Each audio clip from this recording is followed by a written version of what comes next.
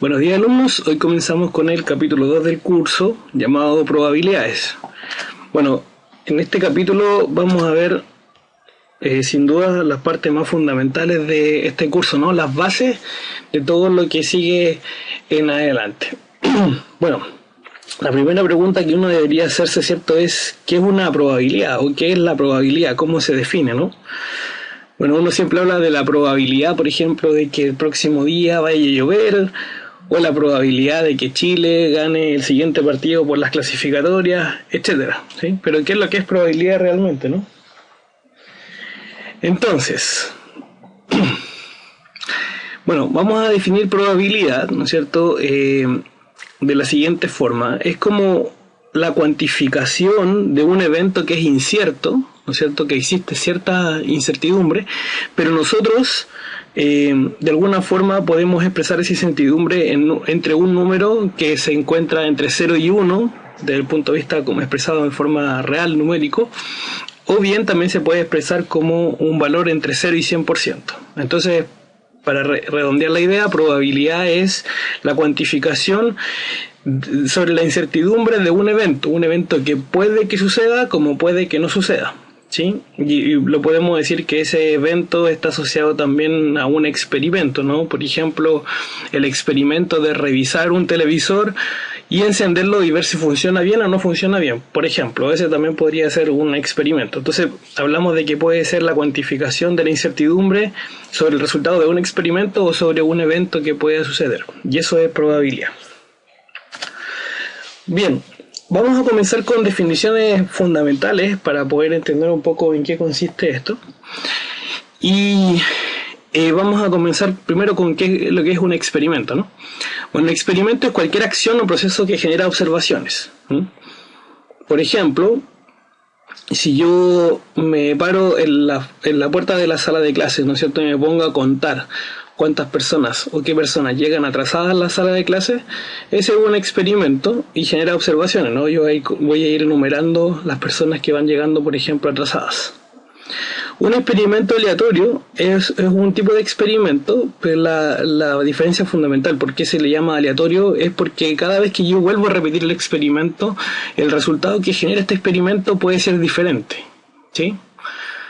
Por ejemplo, yo reviso un televisor, si yo estoy en una línea de producción, ¿no es cierto?, donde yo produzco televisores y tomo un televisor y lo reviso, si está bueno o está malo, puede ser que algunas veces esté bueno y puede ser que otras veces esté malo, ¿sí? Entonces eso es un experimento aleatorio porque cada vez que yo lo repito existe incertidumbre con respecto al resultado que va a suceder, ¿no es cierto?, una vez que se realiza ese experimento.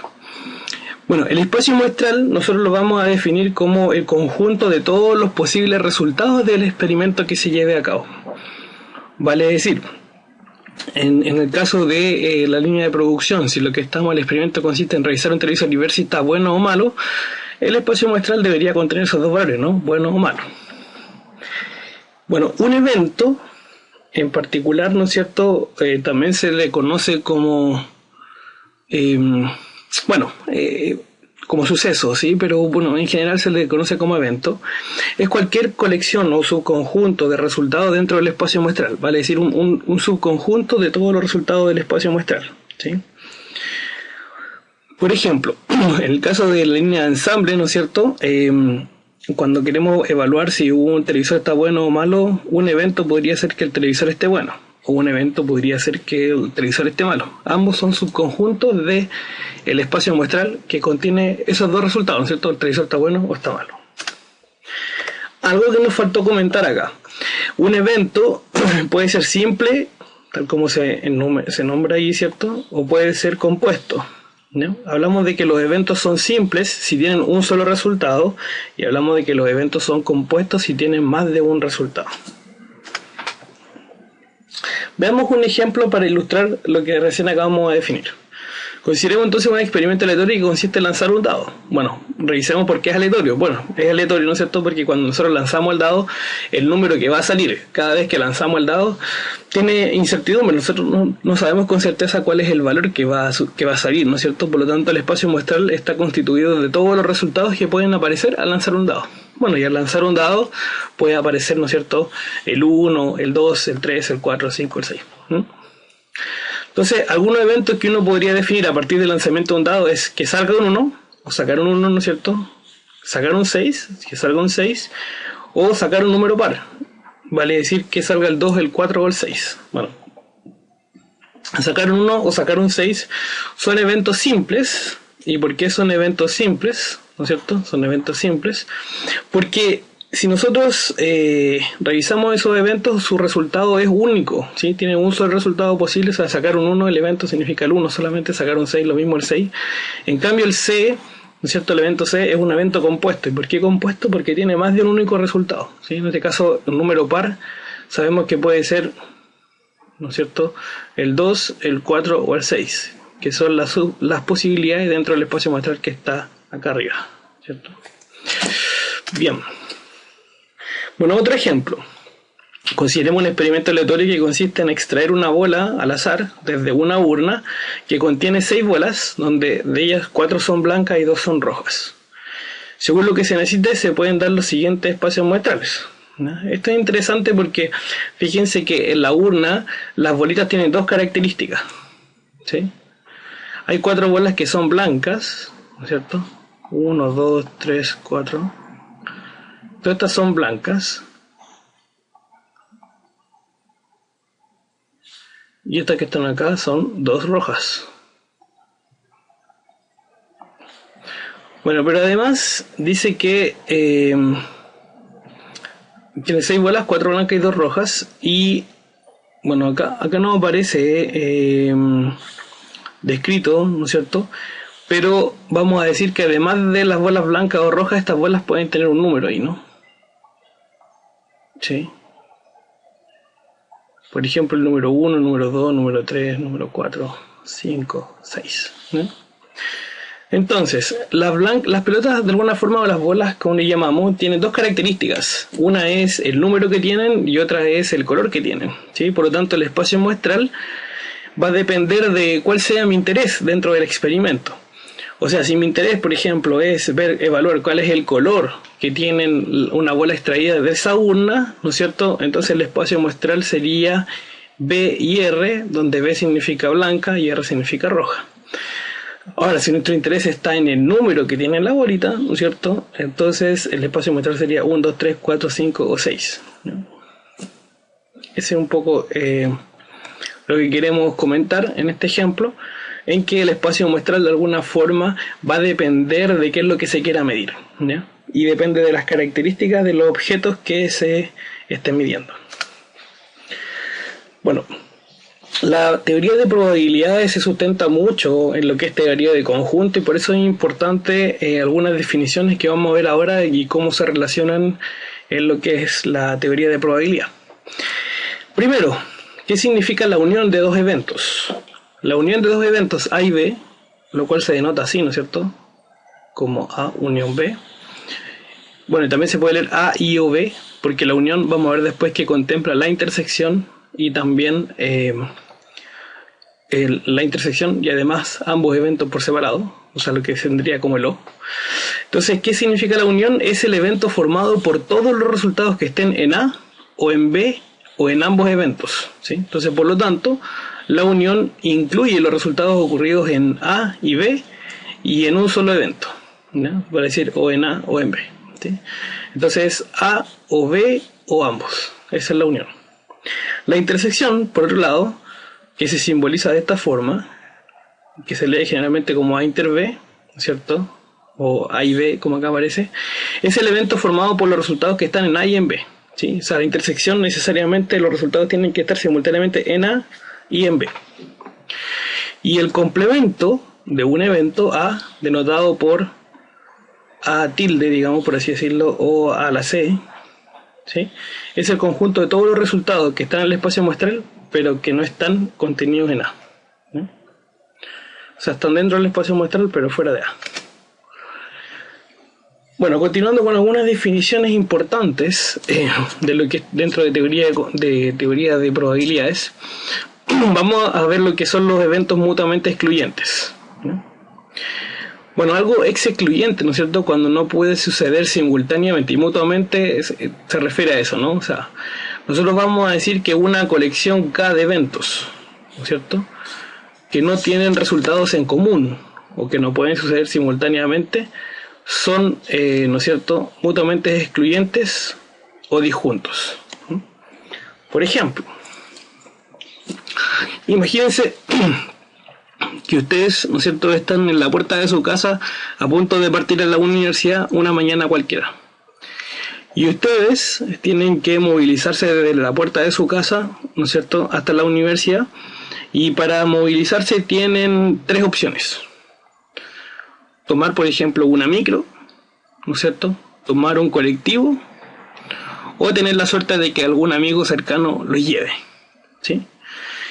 Bueno, ustedes sabrán, ¿no es cierto?, o se darán cuenta de que para yo llegar a la universidad, o llego en micro, o llego, ¿no es cierto?, en un colectivo, o llego en un auto de un amigo, pero no puedo llegar simultáneamente en micro, ¿no es cierto?, y en colectivo, o bien en colectivo y en el auto de un amigo. Por lo tanto, lo que hay que entender ahí es que ese tipo de eventos son mutuamente excluyentes porque no tienen resultados en común, o sea, sucede uno u otro, pero no pueden suceder simultáneamente. Entonces, cuando los eventos no pueden suceder simultáneamente, la intersección de esos eventos resulta ser conjunto vacío, ¿no?, tal como se comenta acá. La colección de todos esos conjuntos es conjunto vacío. Perdón, la intersección de esa colección de eventos es conjunto vacío.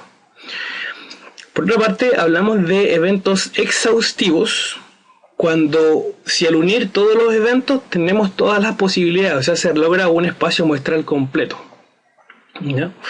Entonces, volviendo al mismo ejemplo de recién, dado que ustedes, ¿no es cierto?, tenían tres solamente alternativas de movilización desde sus casas hasta la universidad, que dijimos que era micro, ¿no es cierto?, un microbús, después dijimos que era un colectivo, un taxi colectivo, ¿sí?, y un amigo que viviera cerca y que los pasara a buscar.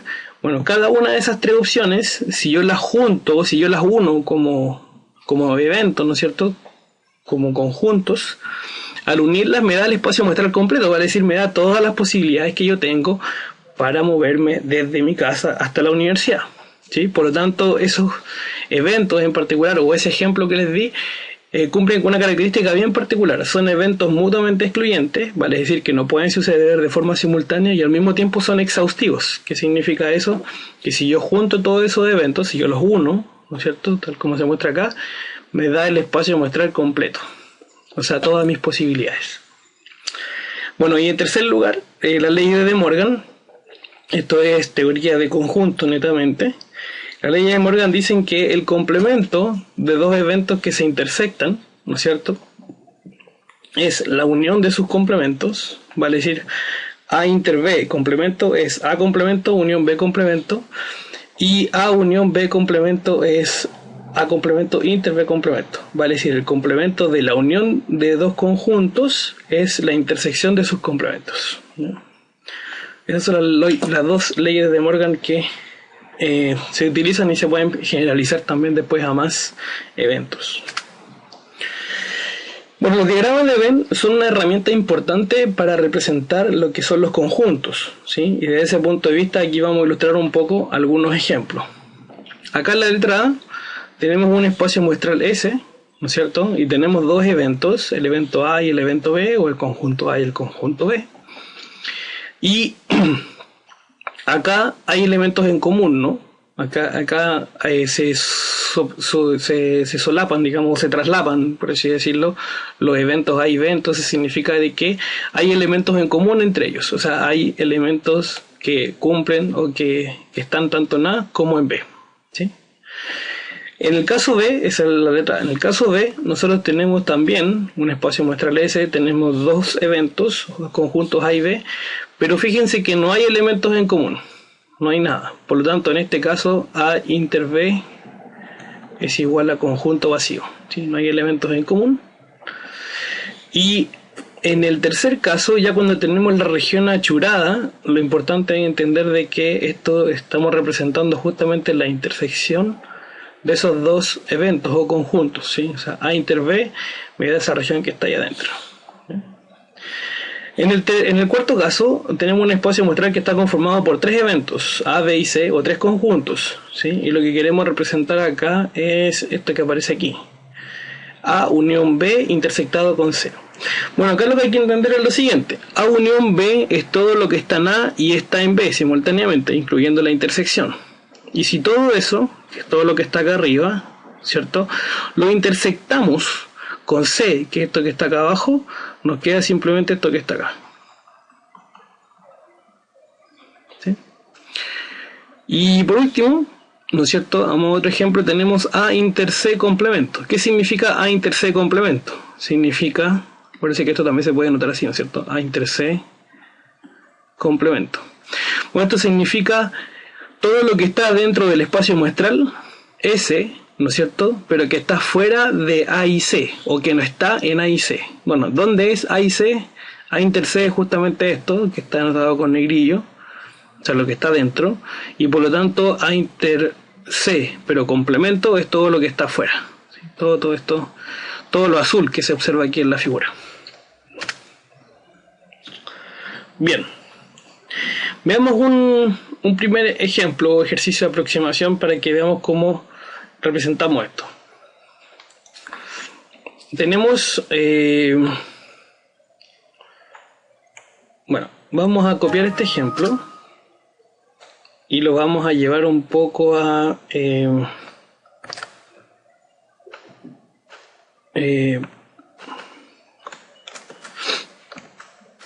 lo vamos a llevar a Excel, que nos sea más fácil dibujar un poco más despacio.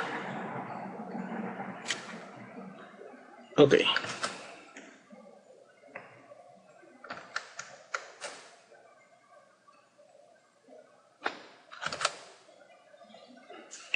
Bien, nos piden, por ejemplo, en el primer caso, tenemos tres eventos, ¿cierto? Encuentren, nos piden las expresiones y representen un diagrama de Venn en las que se cumpla lo siguiente. Primero dice que solo A ocurra. Bueno, si tenemos todos estos tres eventos, A, B y C, entonces, para que solo A ocurra hay que explicitarlo, ¿no? Y solo A ocurra significa que ocurra A y que B no ocurra y que C no ocurra. ¿Sí? Entonces, A ocurre y al mismo tiempo B no ocurre y C no ocurre. ¿Sí? Eso graficado en un espacio muestral, ¿cierto? Donde acá, por ejemplo, podríamos tener A, aquí podríamos tener B, y acá podríamos tener C. Entonces, A ocurre, pero no B y no C. Entonces sería todo lo que está dentro de A, que es esto que estamos rayando en verde, pero está fuera de B y fuera de C. ¿Sí? Entonces eso sería la representación gráfica de eso. Y ahí está el espacio muestral. Esa es la letra A. La letra B nos piden que ocurran, ¿no es cierto?, que se cumpla, que A y B, pero no se ocurran. ¿Sí? Entonces A y B, o sea, A y B ocurre, pero no C. Entonces I, C complemento. No ocurre C. Entonces esto sería... Acá tenemos A, y tenemos B, y tenemos C. Entonces acá significa que A y B ocurren, entonces estamos en la intersección de A y B, que es todo esto. Sin embargo nos dicen que C no ocurra, por lo tanto nos quedaría solo el pequeño espacio que nos queda arriba. Sería ese. Bueno, este es nuestro espacio muestral. Estamos listos entonces con eso. ¿Qué nos dice en el C? Dice, al menos un evento ocurra. Ok. Como nos dice al menos un evento ocurra, quiere decir que puede ocurrir solo un evento, o pueden ocurrir dos eventos, o pueden ocurrir los tres eventos. ¿Sí? Y eso lo notamos de la siguiente forma. Por ejemplo, que ocurra solo A, ¿no es cierto? Que ocurra solo B, que ocurra solo C, o que ocurra A y B, o que ocurra B y C, o que ocurra A y C, o que ocurra A, B y C, ¿cierto? Por lo tanto, eso, al denotar todas las posibilidades, eso es simplemente la unión de los tres eventos, y esto lo escribiríamos como A unión B unión C, y gráficamente, si este es nuestro espacio muestral, acá tenemos A, acá tenemos B, y tenemos C, que ocurra A unión B unión C, bueno, es todo, ¿no? El fondo es achurar todos los elementos que están en A, en B y en C. O sea, I, O, todo esto. ¿Sí? Entonces, fíjense por qué acá dice que al menos uno ocurra. Bueno, igual es interesante acá que noten que al menos uno es equivalente al complemento de que ninguno ocurra, ¿no? ¿Dónde está ninguno ocurra? Bueno, fuera de los eventos A, B y C, pero dentro del espacio muestral. Por ejemplo, acá, los puntos que están acá, ninguno de los eventos ocurre, ¿sí? Y el complemento es de ninguno, al menos uno ocurre. Bueno, eso está dentro de los conjuntos. ¿Y por qué al menos uno? Porque, por ejemplo, si es un punto de acá, ocurrió solo A. Si es de acá, ocurrió solo B. Si es de acá, ocurrió solo C. Pero si es de acá, por ejemplo, ocurrió en B y en C. Si es de acá, ¿no es cierto?, ocurrió en A y en C. Si es de acá, por ejemplo, ocurrió en A y en B. Pero si está acá, puede ocurrir en A, en B y en C. Bueno, ahí están todas las posibilidades en el fondo denotadas.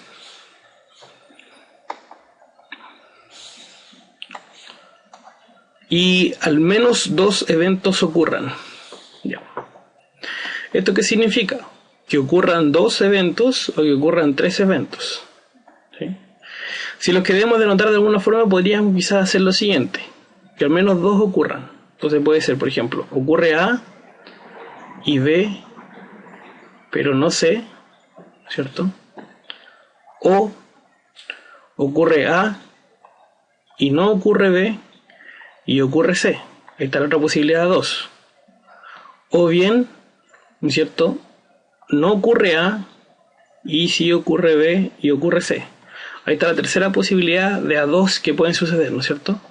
Y como decía, al menos, ¿no es cierto?, dos eventos ocurran, también tenemos que considerar la posibilidad de que ocurran los tres. Entonces, que ocurran tres sería A y B y C.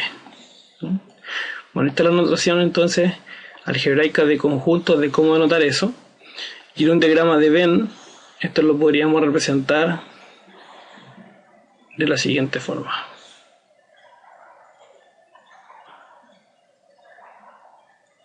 Bueno, es mucho más fácil quizás que la notación algebraica que recién escribimos, ¿no? Porque lo que nos piden que al menos dos ocurran es esto, ¿no?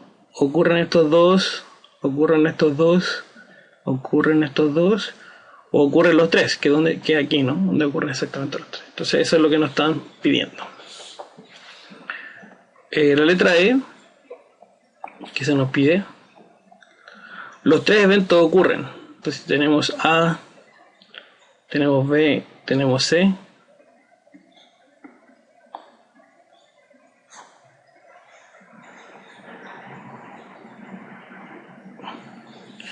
Los tres eventos ocurren necesariamente hasta acá, ¿no? La intersección de los tres.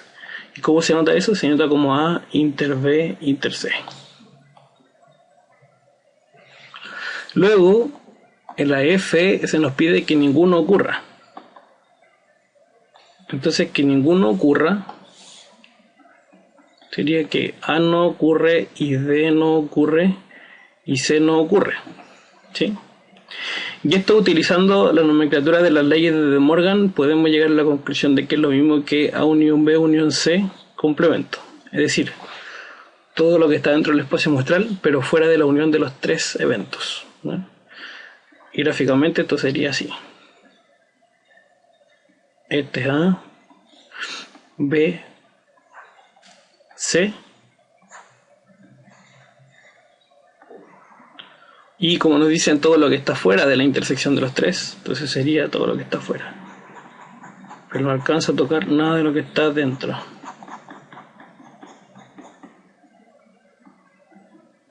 Eso es la idea. Ok. Luego nos queda la letra G y H. Ya, la G dice a lo más uno ocurra. A lo más uno ocurra. Y la H a lo más dos ocurra. Bueno, la G, donde dice a lo más uno ocurra, significa que ocurra solo uno o bien ninguno. ¿Sí? Entonces, a lo más uno ocurra lo podríamos escribir de la siguiente forma. Ocurre A y no ocurre B y no ocurre C, ¿cierto? Que es una posibilidad. O bien A no ocurre y B sí y C no. o bien A no ocurre y B no ocurre y C sí. O, como decía, a lo más uno ocurre, puede ser que no ocurra ninguno de los tres, lo que se notaría como A no ocurre y B tampoco y C tampoco. ¿Sí? Y eso en diagrama de Venn sería lo siguiente.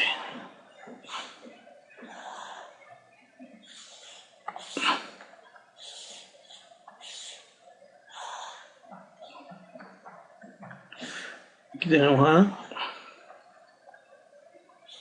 acá tenemos B, y tenemos C.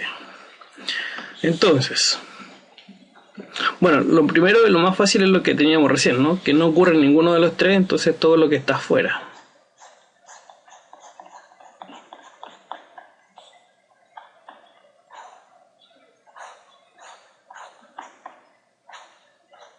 Cualquiera de esto, ¿no?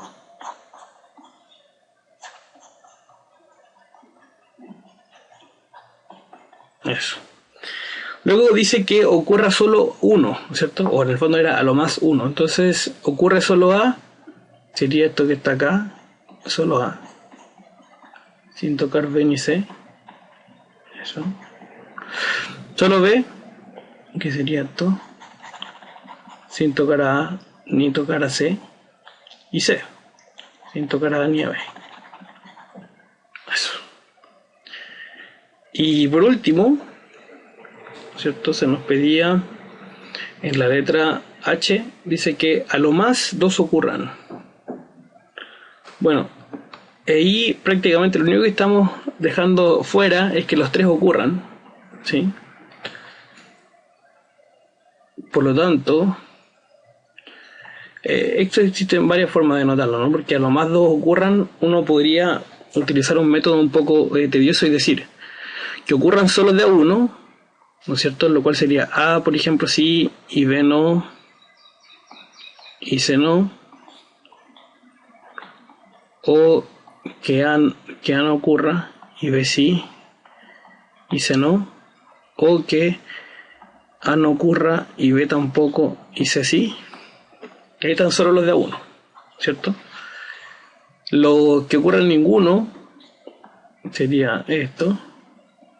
Porque acuérdense que dice a lo más dos ocurran, significa que ocurren a lo más dos, o ocurre uno, o no ocurre ninguno. Entonces aquí tenemos ocurre uno, ocurre ninguno, y que ocurran dos, sería necesariamente ver estas posibilidades. Ocurre A y B, y C no. O, ¿no es cierto?, ocurre A y B no, pero C sí. O ocurre A no ocurre, perdón, y B sí, y C también. Y ahí tenemos todas las posibilidades de 2, de a 1 y que ninguno ocurra, ¿no? Bueno, todo esto que hemos escrito acá un poco tedioso es equivalente a decir, pero bueno, aquí lo único que nos está faltando incluir es que ocurran los tres. Por lo tanto, yo puedo decir que ocurran los tres, A, B y C, ¿cierto? Y el complemento de esto, se va a decir todo lo que está fuera de ello. O si lo quieren escribir entonces por leyes de Morgan, también esto podría escribirse así, ¿no? Bueno, entonces gráficamente el diagrama de Venn esto se escribiría de la siguiente forma. Acá tenemos A, acá tenemos B y ahí tenemos C. Entonces, que nada ocurra es todo lo que está afuera.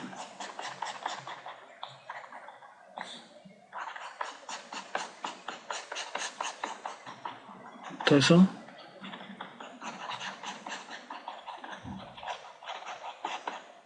Después, que ocurran a lo más uno, si es lo mismo que teníamos reado recién. Hasta ahí A, hasta ahí B y hasta ahí C. Y luego que a lo más dos ocurran, o sea, incluir los de a dos, sería esto. Pero sin el del medio, eso y eso que está ahí. O sea, al final lo único que queda libre es esto que voy a rayar acá con verde, ¿no? Eso, que es la intersección de los tres. Eso es lo que queda como libre. Bien.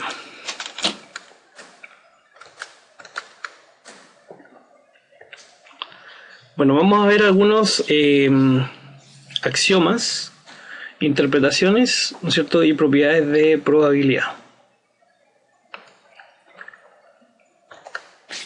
Bueno, la idea básicamente de esta sección que viene ahora, ¿no es cierto?, es ver, bueno, los axiomas vienen siendo como especies de propiedades básicas, ¿no es cierto?, que tienen que ocurrir con probabilidades. Interpretaciones nos referimos básicamente a cómo justamente un número lo podemos interpretar y cómo ciertas experiencias nos puede llevar a diferentes valores, ¿no? Y propiedades de probabilidad, entonces son algunas propiedades fundamentales que debemos entender para poder desarrollar este tipo de problemas. Entonces, como primer axioma tenemos que para cualquier evento, recordemos que evento es un subconjunto, ¿no es cierto?, del espacio muestral. O sea, nosotros sabemos que A es un subconjunto de S, ¿ya? O sea, pueden ser eventualmente iguales. Entonces la probabilidad, ¿no es cierto?, del evento tiene que ser un número sí o sí entre 0 y 1, ¿sí? O entre 0 y 100%, como quieran verlo. El segundo axioma nos dice que la probabilidad del espacio muestral debe ser 1.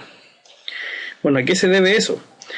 Básicamente se debe al hecho de que el espacio muestral contiene todos los resultados posibles del experimento y por lo tanto la probabilidad de tener todos los resultados posibles del experimento es 1, ¿sí? ¿Y qué significa 1? Un evento seguro, vale decir un evento que siempre va a ocurrir porque claro, si nosotros consideramos todas las posibilidades tenemos certeza de que ahí va a estar el resultado a que nos lleve el experimento, ¿no? Entonces este es el segundo axioma fundamental. Y el tercero dice lo siguiente, dice que si tenemos n eventos que son mutuamente excluyentes, por lo cual también se puede decir como disjuntos, entonces la probabilidad de la unitoria de 1 a n de los A sub i, vale decir la probabilidad de A1, unión A2, unión A3, unión etcétera hasta AN, ¿no es cierto?, es equivalente a la sumatoria de las probabilidades individuales, vale decir es equivalente a la probabilidad de A1 más la probabilidad de A2 más etcétera hasta la probabilidad de AN, ¿no? Siempre y cuando los eventos sean mutuamente excluyentes.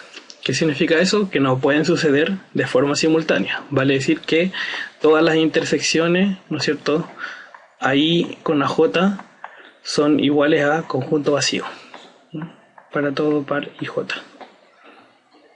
Eso significa que sean mutuamente excluyentes, que no hay elementos en común. Bueno, vamos a ver un poco la interpretación de la probabilidad, ¿no? La interpretación más clásica de la probabilidad es la que se remonta desde su inicio, digamos, cuando se empezó a analizar estos sucesos, y es el hecho de equiprobabilidad. ¿Y qué significa equiprobabilidad? Significa que darle la posibilidad a que todos los resultados de un experimento tengan la misma probabilidad de ocurrencia.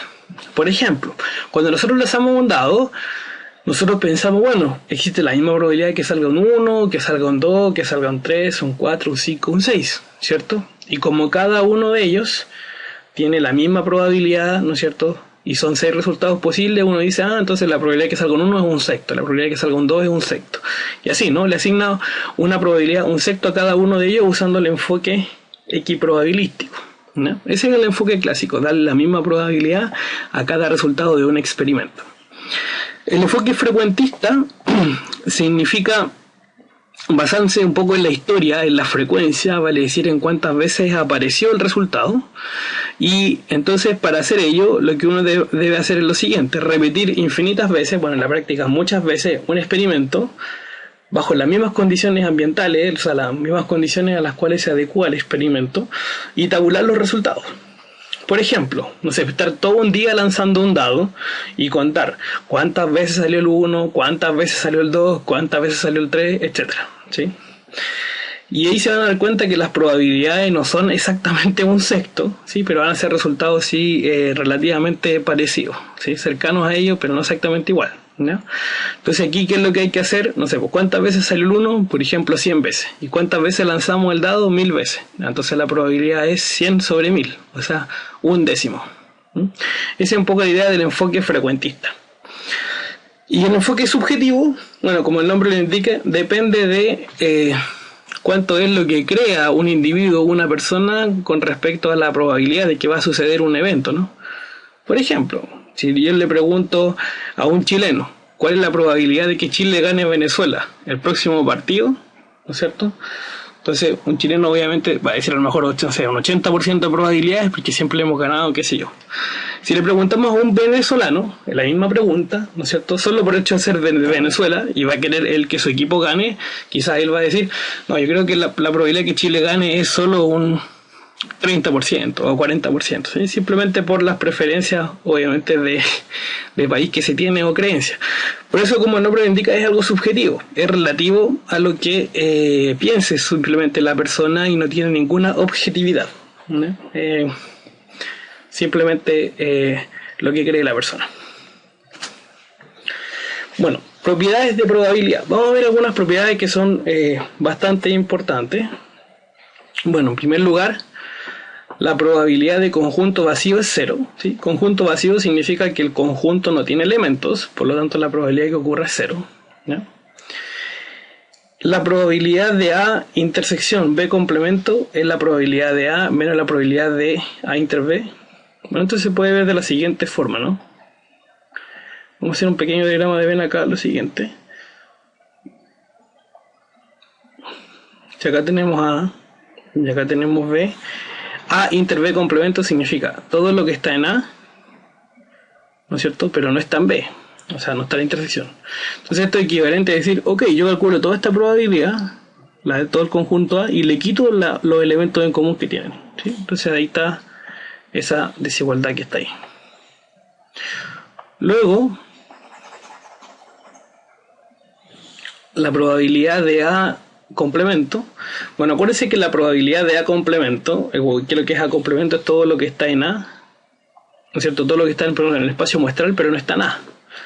Y eso gráficamente es todo lo que está dentro del espacio muestral, pero no está en A. O sea, uno en realidad esto lo podría escribir así, ¿no? Esto es como la probabilidad de todo lo que está en el espacio muestral, menos la probabilidad de lo que está en A, ¿no es cierto? Pero la probabilidad del espacio muestral, como es el axioma 2, habíamos visto que su probabilidad era 1, entonces nos queda exactamente lo que está ahí. Bueno, la cuarta propiedad dice que la probabilidad, ¿no es cierto?, de la unión de dos conjuntos es la probabilidad de A más la de B menos la de A inter B. Bueno, fíjense que esto no es tan complicado de ver desde el siguiente punto de vista. Si uno hace un diagrama de Venn, fácilmente puede ver lo siguiente. Si yo uno A y B, entonces yo tengo, por ejemplo, todo A, ok, lo uní, después yo uno B, que sería, por ejemplo, esto, todo esto es B, y se darán cuenta de que los elementos en común que están en A y en B yo los he contado dos veces. Por ende, la probabilidad de A le sumo la probabilidad de B, pero le resto una vez la intersección porque la estamos contando dos veces. Bueno, con este tipo de enfoque similar uno puede llegar a la deducción de la fórmula que está en la propiedad 5, que es la misma idea, pero es la extensión de la unión de tres eventos, o sea, de dos extendido hacia tres eventos. Y lo otro concepto importante aquí es, bueno, la pregunta 6, por ejemplo, la propiedad 6 dice que si A es subconjunto de B, entonces, ¿qué significa que sea subconjunto? Significa que A está dentro de B, ¿no? O sea, por ejemplo, este es B, ¿sí? Y, por ejemplo, este es A. Y dice que si A, ¿no es cierto?, es subconjunto de B, entonces la probabilidad de A es menor o igual a la probabilidad de B. Bueno, claramente A, como está contenido en B, debe tener menos elementos que B, o al menos la misma cantidad, o sea, la misma cantidad, por lo tanto, la probabilidad de A debe ser siempre menor o igual a la de B. Eso se ve claramente. En el punto 7,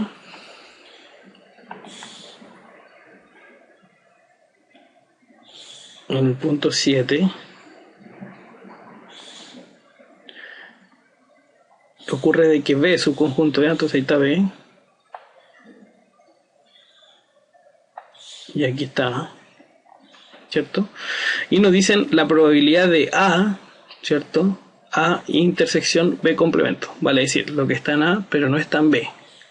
Entonces al final, si uno graficara esa área que nos queda, esa área vendría siendo como una rosca, ¿no? Vale decir, lo que está dentro de A, pero fuera de B, ¿sí?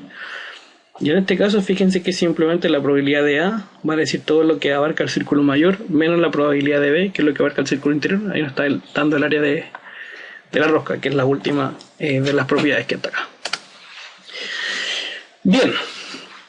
Bueno, vamos a ver ahora un poco de el tema principal que habíamos comenzado. La interpretación más clásica de probabilidades es el enfoque equiprobable, ¿no? Y bueno, el enfoque equiprobable de alguna forma lo que nos dice es que le damos la misma probabilidad a cada uno de los elementos del espacio muestral. Entonces lo que vamos a demostrar aquí un poco es cómo asignarle esa probabilidad a cada uno de esos elementos. Entonces, en muchos resultados, ¿no es cierto?, de distintos experimentos que están formados por, en muchos experimentos que están formados por n resultados, es razonable asignar probabilidades iguales a todos, ¿no es cierto?, de estos n resultados como n eventos simples. Acuérdense que hablamos de eventos simples, donde cada evento tiene un único resultado que puede suceder, ¿no? Entonces, por ejemplo, podemos pensar algún caso clásico como el lanzamiento de una moneda, donde hay solamente dos resultados posibles, cara o sello, o bien el lanzamiento de un dado, ¿no es cierto?, que no esté cargado. Y vamos a definir con E sub i, ¿no es cierto?, con el evento, un evento simple, ¿no es cierto?, del espacio muestral, donde el i entonces va desde 1 hasta n, que representa los n resultados, o los n elementos que tiene el espacio muestral.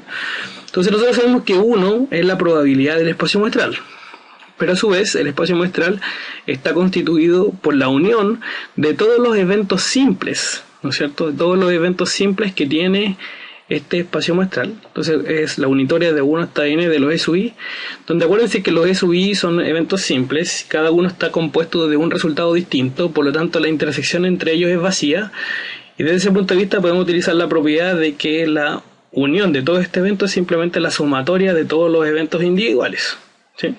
Ahora, bajo el enfoque equiprobable, la probabilidad de cada uno de esos eventos, o sea, de cada uno de esos eventos simples que le llamamos, tiene que ser la misma. Entonces la denotamos simplemente por P, ¿sí? Y acá que nos damos cuenta que estamos sumando n mayúsculas veces una constante que es P. Por lo tanto 1 es igual a n por P, ¿sí? Y de ahí, si despejamos P, llegamos a que P es finalmente 1 partido por n. O sea, hemos demostrado que efectivamente la probabilidad que tiene cada uno de los resultados que pueden suceder en un espacio muestral, que está bajo el esquema de un enfoque equiprobable, ¿vale? Es decir, donde todos los resultados tienen la misma probabilidad de suceder, la probabilidad de cada uno de ellos es 1 partido por n, donde n es la cantidad de resultados que tiene ese espacio muestral. Bueno, de ese resultado anterior, en el enfoque equiprobable, viene una regla bastante importante que la desarrolló este conocido matemático Laplace, ¿no? Entonces, la regla de Laplace dice más o menos lo siguiente: y si ahora no tenemos eventos simples, sino que eventos compuestos, ¿ya? Y este evento le vamos a llamar A, ¿ya? Donde n de A, ¿no es cierto?, esto es con n a resultados, que es lo mismo que decir, no sé, la cardinalidad de A, o también le podemos llamar n de A. De todas esas formas se pueden notar. Entonces la probabilidad de A, ¿no es cierto?, es la probabilidad de todos los eventos simples que están contenidos en este evento compuesto A. Y eso, por lo tanto, yo sumo todas esas probabilidades, que esto significa sumar, ¿no es cierto?, todos los eventos simples, o sea, sumar 1 partido por n tantas veces como eventos simples estén contenidos en A. Y esto es simplemente la cardinalidad de A, entonces partido por n. Es decir, la probabilidad de A no es más que el cociente, o cociente, como le quieran llamar, entre la cantidad de resultados que hay en A y la cantidad de resultados totales que hay en el espacio muestral. ¿Sí? Esa es la regla de Laplace en el caso discreto. En el caso continuo vamos a ver que la idea es la misma. O sea, en el fondo, siempre la idea es casos favorables sobre casos totales, ¿sí? O sea, vale decir, todos los casos favorables que están contenidos en el evento compuesto A versus los casos totales, que son todos los casos posibles del espacio muestral. En el caso continuo, como les decía, vamos a ver que es exactamente lo mismo, pero el enfoque se basa en áreas, ¿sí?, no en cocientes. Veamos el siguiente problema. Dice así: un determinado producto químico puede contener 3 productos tóxicos A, B y C, que son motivo de sanción por el Ministerio de Medio Ambiente. Por la experiencia se sabe que de cada 1000 unidades aproximadamente sí, 15 tienen el producto A, 17 el B, 21 el C, 10 el A y el B, 9 el B y el C, 7 el A y el C, y 970 no contienen ninguno de estos tres productos. Bueno, después nos dicen que un inspector elige al azar una unidad, ¿no es cierto?, para analizarla, y nos piden calcular la probabilidad de que la empresa sea sancionada, de que solo se encuentre el producto A, se detecten A y B, se detecte A y no C. Bueno, y así, tenemos que responder todo esto. Vamos a copiar esto y lo vamos a llevar a otra hoja en Excel.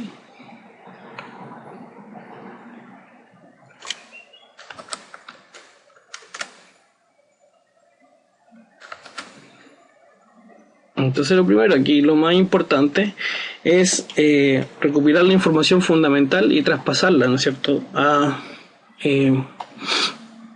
nomenclatura, ¿no?, asociada a lo que nosotros queremos. Bueno, en primer lugar, entonces definamos los eventos. Definamos, por ejemplo, el evento A, definamos el evento B y el evento C.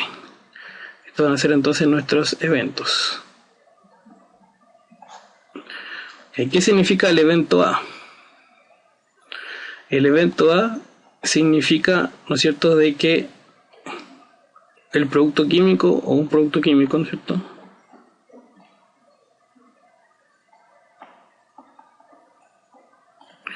posee o tiene, como quieran llamarlo, ¿no es cierto?, el producto tóxico A. ¿Sí? Luego B, entonces sería la misma idea. El producto químico posee o tiene el producto tóxico, pero ahora sería el B. Y el evento C sería el producto químico posee el producto tóxico C. ¿Ya? Entonces la idea, una vez que hemos definido los eventos, es cuantificar las probabilidades de ocurrencia, ¿no? Entonces, por ejemplo, A, la probabilidad de A, entonces la probabilidad de que un producto químico posea entonces el producto tóxico A. De los datos que sabemos, que 15, ¿cierto?, de 1000 tiene el producto A, 15 de 1000, entonces esto debe ser 15 de 1000. Bueno, lo vamos a representar en Excel, mejor esta expresión. Lo vamos a escribir acá. Entonces la probabilidad de A sería 15 de 1000. ¿Sí? Luego tenemos 17 tienen el B, entonces la probabilidad de B sería 17 de 1000. Luego la C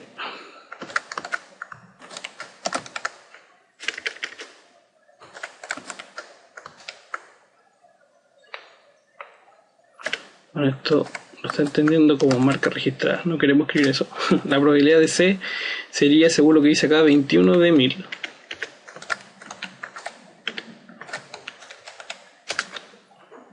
¿Qué más? Y luego vienen las intersecciones, ¿no? Como dicen, 10 tienen A y B. Entonces la probabilidad de A intersección, bueno, ahí a ver si podemos insertar un símbolo. Símbolo. Acá está, lo veo aún. Acá está, intersección. A intersección B sería, bueno, según lo que está ahí, 10 de 1000.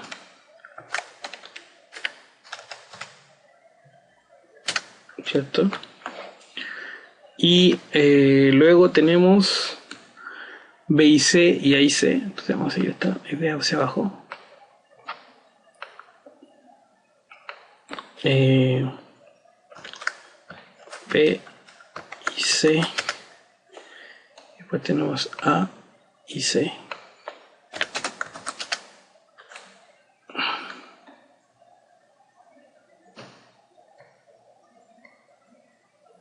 Y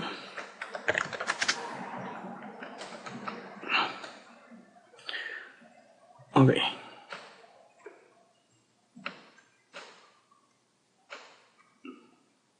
disculpen un poco la demora. Estamos... Bueno, anotando los datos, entonces B y C dice que son 9 de 1000. Después A y C son 7 de 1000. Y 970 no contiene ninguno de los tres productos. Entonces eso es que no tiene A, no tiene B y no tiene C, ¿cierto?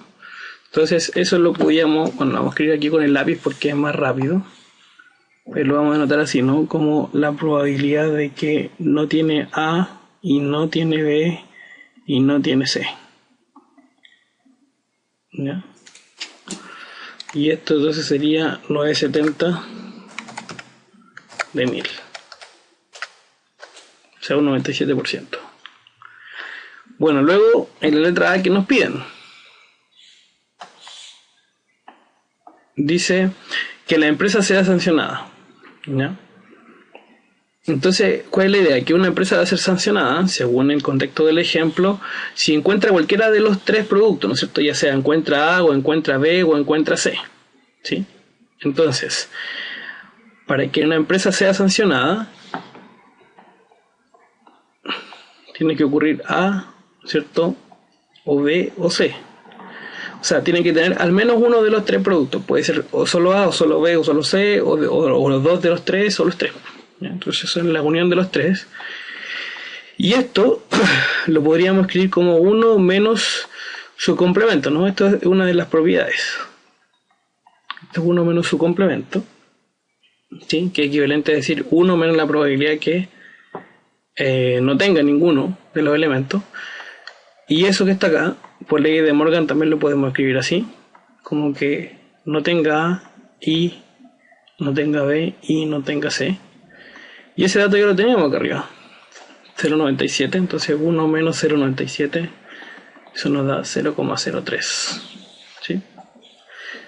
Luego la letra B nos piden que solo encuentre el producto A. Entonces solo A sería A y no B y no C. Bueno, acá donde empieza a cobrar importancia los diagramas de Venn. Y veamos lo siguiente. Acá tenemos A, tenemos B, acá tenemos C. Solo A significa esto, ¿sí? Y si lo ven con cuidado, es como decir la probabilidad de A menos, le quito la intersección de A y B, ¿cierto? Que sería todo esto, y después me faltaría quitarle ese pedacito que está ahí.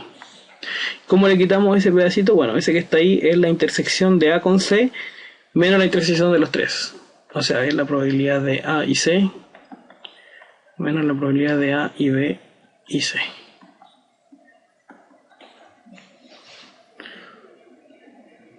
Ok, entonces la probabilidad de A es 0,015, la de A y B es 0,01 menos, bueno, acá la intersección de los tres todavía no lo sabemos, es un dato que no está explícitamente en el problema, pero lo podemos descubrir. Y a ver, la probabilidad de A y C, eso sí lo sabemos, es 0,07, eso. Y la de A y C es un dato que todavía no sabemos.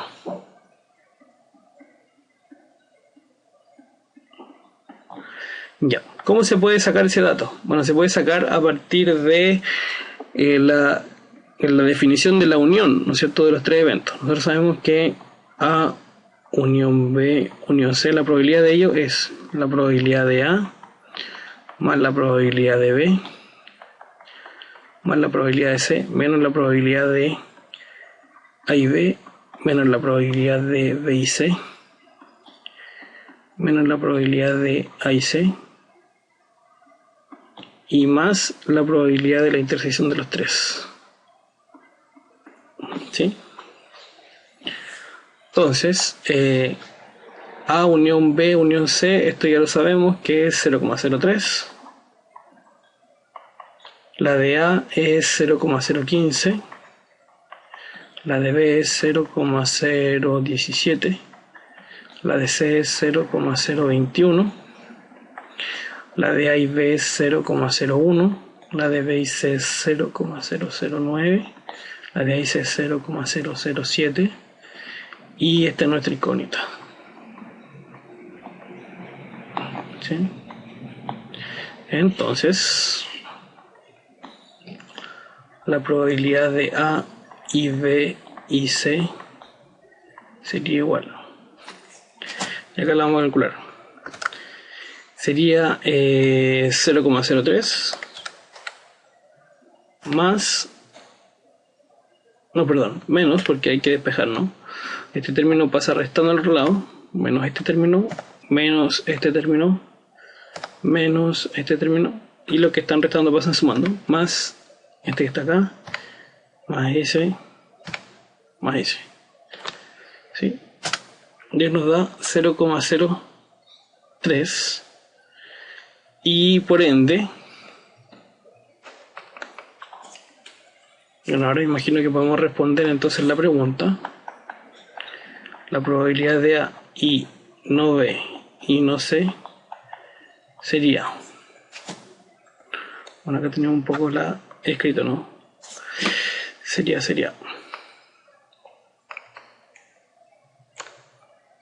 quedémosla acá, 0,015. Bueno, pero lo podemos denotar a partir de la celda, ¿no? Este 0,015 menos 0,01, que es la B y C, y menos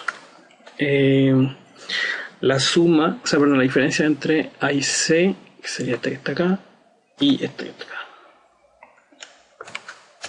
Y ahí está. 0,01, que es la misma respuesta que teníamos acá en esta expresión.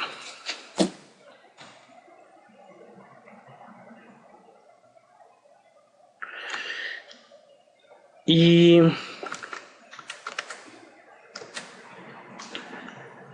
voy a tratar de ir acortando el problema porque veo que esta clase está quedando un poco larga. Letra C dice se detecten A y B, o sea, la probabilidad de A inter B, pero en ninguna parte dice A y B y no C, ¿sí? Entonces A y B es un dato que ya teníamos directamente desde los datos, ¿cierto? Y esto sería igual a este valor que está acá. Luego en letra D nos piden que se detecte A y no C.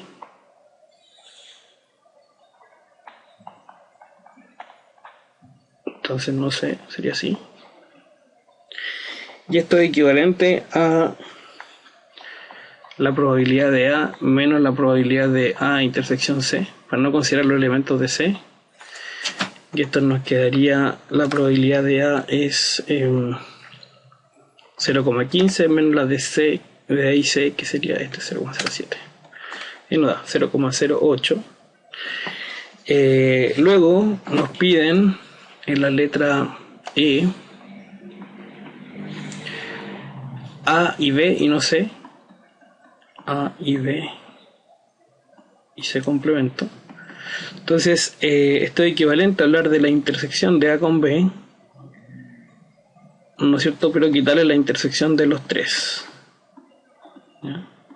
Esto con un diagrama de Venn quizá es más fácil de verlo, porque vamos a hacerlo aquí rápidamente.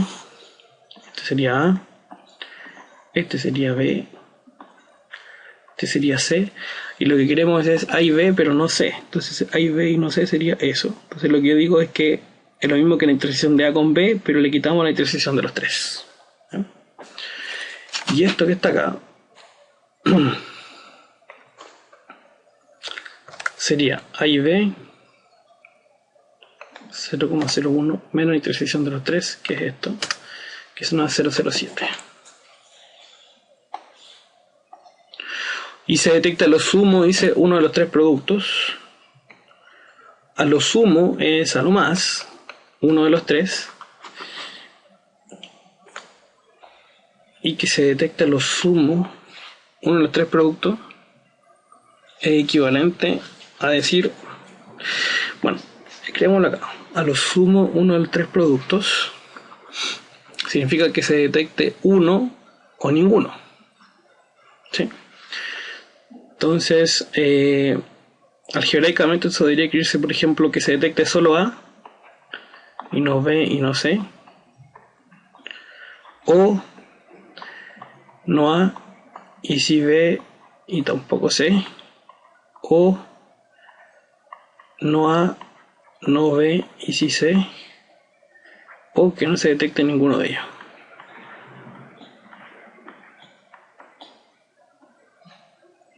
¿Sí? Bueno, esto sería equivalente. Bueno, hagamos un gráfico aquí que dice que se detecte a lo más 1. Así que tenemos A, tenemos B, ahora tenemos C. Lo que se nos pide entonces sería a lo más 1. Primero partamos con ninguno. Ninguno sería todo. Todo. Lo que está fuera de los conjuntos. Y luego al más 1 sería solo A o solo B o solo C. ¿Cierto? Entonces esto lo podríamos escribir así como la probabilidad del espacio muestral, que vendría siendo 1, menos, por ejemplo, la probabilidad de A y B, y le quitamos todo eso, y menos este pedacito y ese pedacito. Entonces menos la probabilidad de A y C, pero restado de la intersección de los tres, y menos este otro pedacito que está acá, que sería lo mismo, la intersección de B y C menos la intersección de los tres.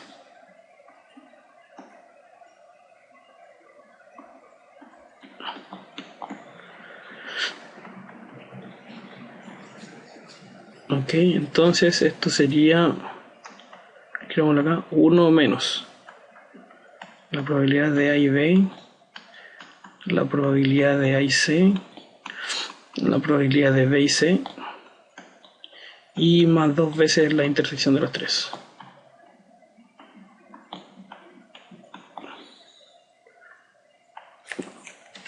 Y esto sería entonces 1 menos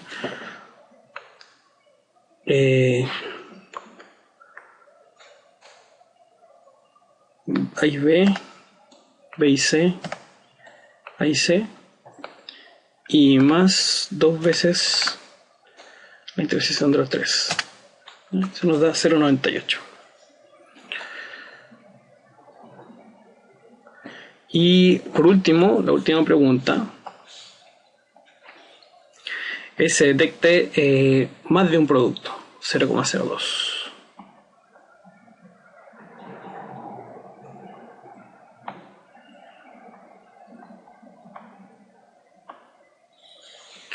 Bueno, más de un producto, la idea es que la probabilidad que se detecte más de un producto es equivalente a decir 1 menos la probabilidad del complemento de más de un producto. Y el complemento de más de un producto es a lo más un producto. Bueno, y esa la calculamos en la letra anterior, la letra E. Entonces sería 1 menos 0,98 y esto nos da 0,02. Bien muchachos, en honor al tiempo vamos a dejar esta clase hasta aquí.